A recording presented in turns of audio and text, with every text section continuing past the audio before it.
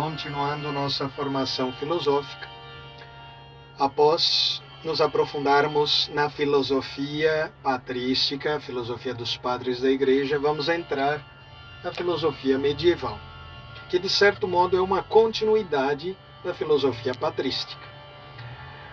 A filosofia patrística inicia com o nascimento de Cristo.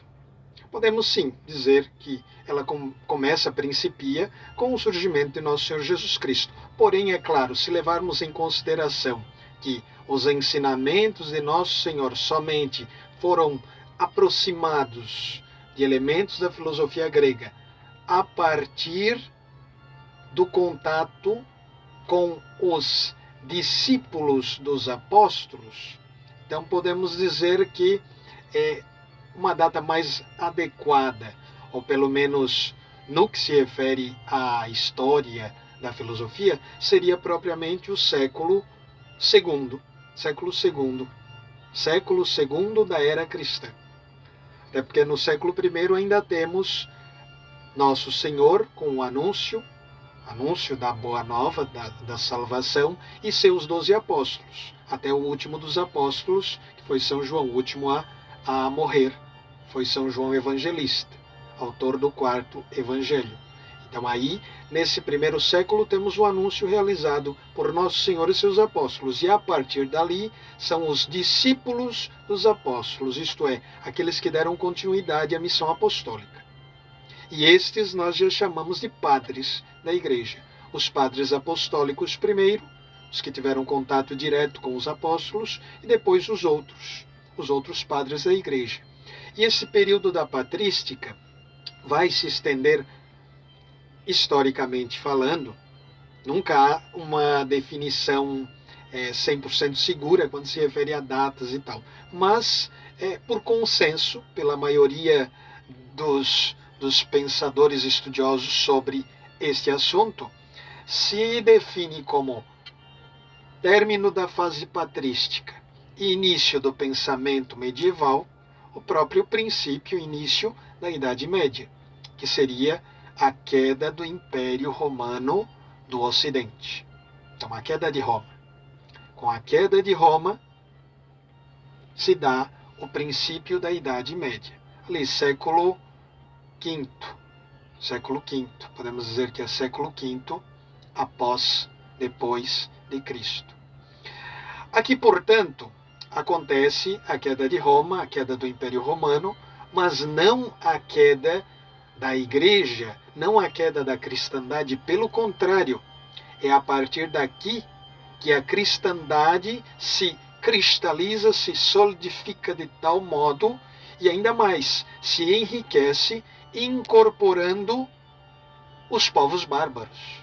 Então, a partir do início da Idade Média se dá todo esse movimento. Contato com os povos bárbaros, conversão dos povos bárbaros, manifestação da doutrina cristã, que havia sido já sistematizada no período patrístico. Então, aquele período foi o de sistematização, organização da doutrina, usando elementos da filosofia grega, como disse na aula anterior, de onde surgiu uma filosofia cristã e uma teologia. Coisas distintas, recordando, é claro. Mas, com o surgimento da Idade Média, existindo já uma doutrina cristã bem cristalizada, bem solidificada, bem organizada, começamos, portanto, na filosofia, não propriamente a relação entre filosofia grega e doutrina cristã, mas apenas damos continuidade a algo que já começara no período patrístico. A filosofia medieval, portanto, consiste não propriamente, como eu poderia dizer, num momento de elaboração doutrinal. Por mais que, claro, na Idade Média, muitas doutrinas, muitas verdades de fé foram confirmadas pela Igreja, desenvolvidas e tal. Muitas fórmulas foram definidas como dogmas, obviamente. Mas o que eu quero dizer é que o fundamental da doutrina não foi desenvolvido no medievo, foi desenvolvido antes. Tanto é que as principais controvérsias, as grandes controvérsias no que diz respeito às verdades da fé cristã, como o arianismo, por exemplo, e outras heresias que se manifestaram, se deram principalmente na fase patrística, ali que tudo começou. Na fase medieval já temos uma doutrina mais estável, mais fortalecida, mais sólida. E é um período em que a filosofia, como também as instituições responsáveis pelo conhecimento que estavam a cargo da Santa Igreja Católica, elas dedicam-se mais, não propriamente a formular, mas a ensinar as doutrinas já desenvolvidas e já sistematizadas no período patrístico. E é aqui que surgem as escolas e universidades. As escolas serão este ambiente, este lugar onde os conhecimentos filosóficos e teológicos são ensinados às pessoas. As escolas eram construídas principalmente junto aos mosteiros e junto às catedrais. Então tínhamos escolas e mosteiros, escolas catedrais, que eram lugares de ensino. E depois, é claro, muitas dessas escolas, ou algumas delas, se desenvolveram, ganharam renome, e como lugares de estudo universal, universale, Studio Universale, penso que seja esse o termo, não me lembro agora exatamente, mas como lugares de estudo universal, isto é, onde se estudava tudo o que uma pessoa precisava saber, ou tudo que as pessoas precisavam saber para bem exercerem suas funções na sociedade e para também corresponderem à vontade de Deus, então tais instituições começaram a ser chamadas de universidades, lugares onde se dão os estudos universais, isto é, onde são ensinados todos os conhecimentos possíveis naquele momento, naquele tempo. Aqui, portanto, devo retomar algumas coisas. Como continuidade da filosofia patrística, a filosofia medieval continua sendo uma reflexão e um estudo sobre Deus, colocando Deus no topo, é claro que Deus como aquilo que há de mais importante, aquele ser mais importante a ser conhecido. Sobre o homem também, né? Filosofia é conhecimento sobre o homem e sobre o mundo. Então é um conhecimento humano sobre a realidade que o cerca. Então tem que abranger também a si mesmo e ao mundo. E aqui temos a colocação da ordem, de uma ordem hierárquica dos conhecimentos, onde os conhecimentos sobre Deus estão acima dos conhecimentos sobre o homem e os conhecimentos sobre o homem acima dos conhecimentos sobre o mundo. Mas temos aqui esse tripé de conhecimento, que é o que vai, digamos, servir como objeto de estudo para a filosofia medieval. Então, mais uma vez o que eu disse na fase anterior, eu repito. Temos filosofia e teologia. Coisas distintas. Podem até se relacionar, podem estar harmonicamente interligadas, mas distintas. São ciências distintas. Então, mesmo na Idade Média, temos todo um trabalho filosófico, mas também temos todo um trabalho teológico. Então, são coisas distintas. Muitos hoje podem até ver de um modo diferente e tentar dizer que a filosofia medieval não passava de uma teologia como modo de desmerecê-la. No entanto, isto é um grande erro. Houve sim grandes obras filosóficas e justamente o que torna elas filosóficas e não teológicas é o fato de consistirem em profundas reflexões racionais embasadas na observação e na reflexão. Por mais que às vezes se use de elementos da revelação, no entanto, na filosofia, tais elementos não são a essência. É possível usar de outros elementos que também podem nos servir para a compreensão das realidades as quais desejamos conhecer. Já na teologia, não. É expressamente proibido usar de outros elementos além dos da revelação. Pode-se usar, sim, de elementos filosóficos com o intuito de estruturar a revelação, organizar, usar conceitos, usar teorias para estruturar. Teorias que se assemelham, por exemplo, como no caso, como falei na aula anterior, principalmente na patrística, se usou da teoria platônica, de elementos dessa teoria, não que simplesmente se pegou platonismo e se substituiu o cristianismo pelo platonismo. Não, não é isto. Usar de um instrumental, usar de uma forma de organizar conceitos, é uma coisa totalmente diferente de usar a teoria em si. O que Santo Agostinho fez foi pegar elementos do platonismo que se assemelhavam a elementos do cristianismo e, ao criar esta proximidade, estruturar a doutrina cristã ou estruturar uma filosofia cristã.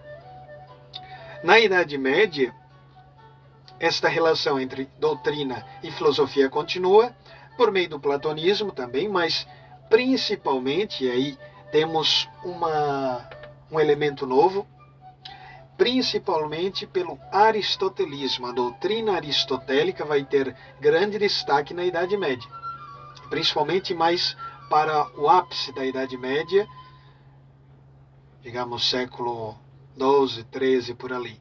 Começa-se então a ter mais contato com as obras de Aristóteles, que já eram conhecidas, mas não todas. Elas começam a ser mais conhecidas em maior amplitude, assim, maior número de obras e partes de algumas obras que não eram ainda conhecidas, principalmente com o fim da Idade Média. Mas, digamos, no ponto alto da Idade Média, temos também a intronização do pensamento aristotélico no mundo cristão. Isso, claro, começa no mundo árabe, com Avicena, Averroes. Temos aí pensadores árabes que já tinham feito isso no seu mundo, no mundo islâmico, no mundo árabe. Agora, no mundo cristão, esta proximidade entre pensamento aristotélico e doutrina cristã vai se dar com Santo Tomás de Aquino. Ele que vai realizar uma síntese entre essas duas doutrinas, a cristã e a aristotélica. E mais uma vez, tem que repetir, realizar uma síntese não significa substituir a doutrina cristã pela filosófica e nem deturpar a filosofia em prol da doutrina cristã. Não.